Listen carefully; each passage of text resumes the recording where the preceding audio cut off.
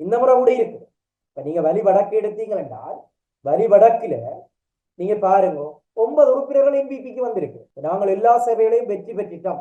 வடக்கில் இருக்க 34 சபையும் 33 சபைகளையும் நாங்கள் வெற்றி பெற்றுட்டோம் என்றே வைப்போம். வவுனியாவிலையும் எங்கட தந்திரத்தால தமிழ் கட்சியினுடைய ஆதரவோட நாங்கள் அமைச்சிட்டோம் என்று வைப்போம். நான் ஒரு இடத்தை மட்டும் இதில் எடுத்து மேற்கோள் காட்டுறேன் எங்கட மக்களுக்காக, உங்களோட ஆய்வுகளுக்காக.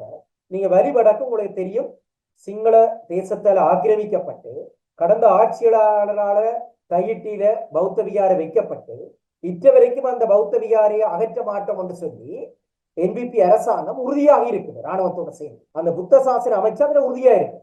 இந்த தையிட்டு விகார மக்களின் அந்த விகாரை அகற்றப்பட்ட மக்கள்கிட்ட காணி கிடைக்கணும் என்று சொல்லி கஜேந்திரகுமார் தலைமையிலான கட்சி அந்த வலி வடக்கில கடந்த பல வருடமாக இப்ப போராட்டங்களை முன்னெடுத்து வெளியிடும். ஆனா அந்த இடத்துல கஜேந்திரகுமாருக்கு எத்தனை உறுப்பினர் வந்திருக்குது? 6 உறுப்பினர்.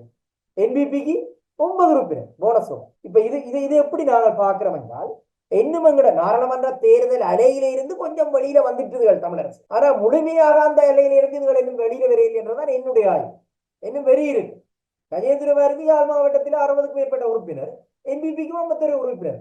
அனைத்துலக விசாரணையை வலியுறுத்துற கஜேந்திரகுமாருக்கும் ஜெனிவா தீர்மானத்தை கூட நாங்கள் ஏற்றுக்கொள்ள போறதுல தமிழர்களுக்கு ஒரு இனப்பிரச்சனை இருக்கின்றதை மறந்திருக்கக்கூடிய அனுராகுமார சேனைக்கான என்பிபி அரசாங்கத்துக்கும் எவ்வளவு வித்தியாசம் உறுப்பினர்களை நீங்க பாருங்க.